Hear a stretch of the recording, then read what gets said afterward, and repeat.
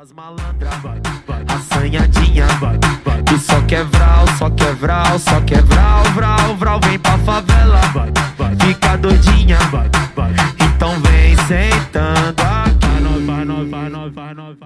Neste trabalho iremos falar sobre liberdade de expressão, que é um direito de qualquer um se manifestar livremente de opiniões, ideias e pensamentos pessoais, sem medo de alguma censura por parte do governo ou de outros membros da sociedade. A liberdade de expressão é um direito humano, protegido pela Declaração Universal dos Direitos Humanos de 1948 e pelas constituições de vários países democráticos. Segundo o artigo 19 da Declaração Universal dos Direitos Humanos, todo ser humano tem direito à liberdade de opinião e expressão. Esse direito inclui a liberdade de, sem interferência, ter opiniões e de procurar, receber transmissões, informações e ideias por quais meios e independentemente de fronteiras. A maioria dos ideais políticos modernos com justiça, liberdade e o governo constitucional surgiram na Grécia Antiga. Foram os gregos os pioneiros a lançar as sementes da ideia democrática, que, conversados pelos filósofos da Idade Média, frutificaram na modernidade. Com efeito, apenas integrantes de um demo, dirigido por uma demarca, participavam da política.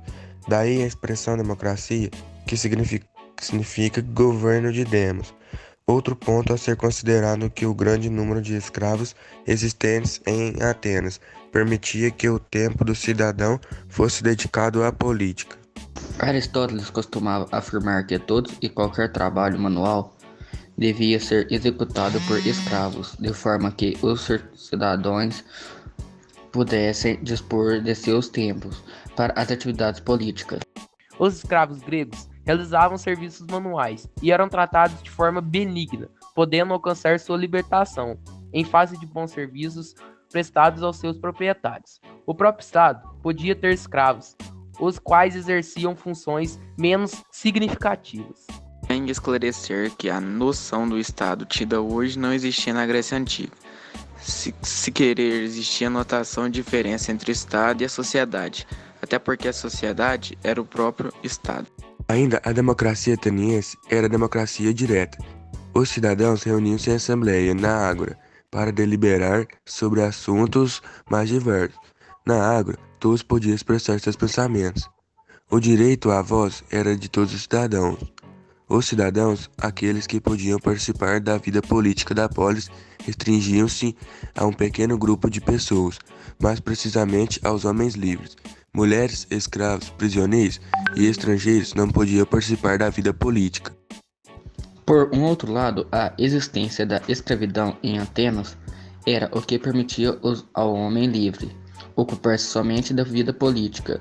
Isso implica dizer que a democracia grega existe graças à escravidão. O homem grego, com uma forte consciência política, via no Estado sua razão de existir, pois isso sentia necessidade de entregar-se na vida política. Com o período da redemocratização, a Constituição de 1946 foi responsável por colocar e assegurar um novo ordenamento jurídico, a manifestação do pensamento.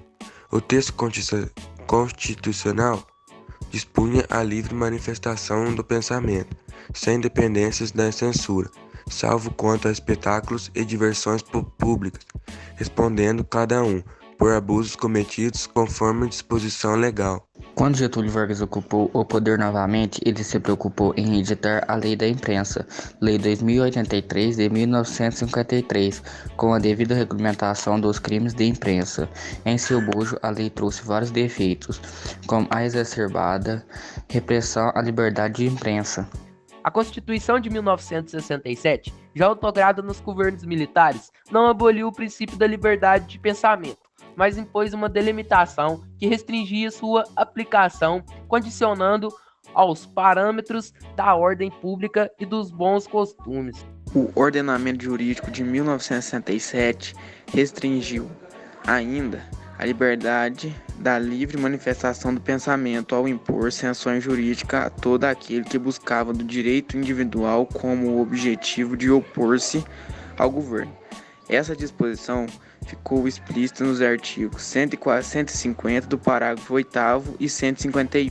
O direito à liberdade de expressão é caracterizado como direito da personalidade, integrante do status do ser humano, fundamental para a concretização do princípio da dignidade da pessoa humana e determinado, para que o incorpora específicas funções.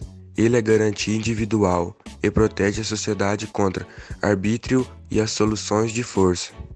Vale ressaltar que quando se restringe a liberdade de um indivíduo, não somente o direito de atingidos, mas também o de todas as comunidades de receber e debater as informações, caracteriza-se assim que a liberdade de expressão atinge o indivíduo e a interação da sociedade. Na atual Constituição Federal, promulgada em 5 de outubro de 1988, várias inovações foram conferidas em relação à liberdade de manifestação do pensamento, dando maior amplitude ao rol de direitos e garantias individuais. Em todas suas formas, a liberdade de expressão é um direito fundamental, intransferível e inerente a todas as pessoas, e é um requisito para a existência de uma sociedade democrática. Segundo os teóricos da democracia, um debate livre e aberto resulta geralmente que seja considerada a melhor opção e tem mais probabilidade de evitar erros graves. Cabe esclarecer que a aplicação da democracia não traz privilégios a um determinado grupo específico e nem busca-se limitar de qualquer forma o direito de outrem, mas sim garantir a liberdade e os direitos do coletivo. A democracia depende de uma sociedade civil educada e bem informada cujo acesso a informações lhe permite participar tão plenamente quanto possível na vida pública da sua sociedade e criticar funcionários do governo ou políticas insensatas e tirânicas. Os cidadãos e os seus representantes eleitos reconhecem que a democracia depende de acesso mais amplo possível às ideias, dados a opiniões, sujeitos e censura. A liberdade de expressão é um direito fundamental consagrado na Constituição Federal de 1988, no capítulo que trata sobre os direitos e garantias fundamentais, e funciona como um verdadeiro termômetro no Estado democrático. Quando a liberdade de expressão começa a ser cercada em um determinado Estado, a tendência é que esse Estado se torne autoritário. A liberdade de expressão serve como instrumento decisivo de controle de atividade governamental e do próprio exercício do poder.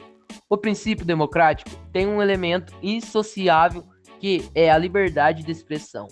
Em contraposição a este elemento, existe censura, que representa a suspensão do Estado democrático. A divergência de ideias e do direito de expressar opiniões não pode ser restringidos para que a verdadeira democracia possa ser vivenciada.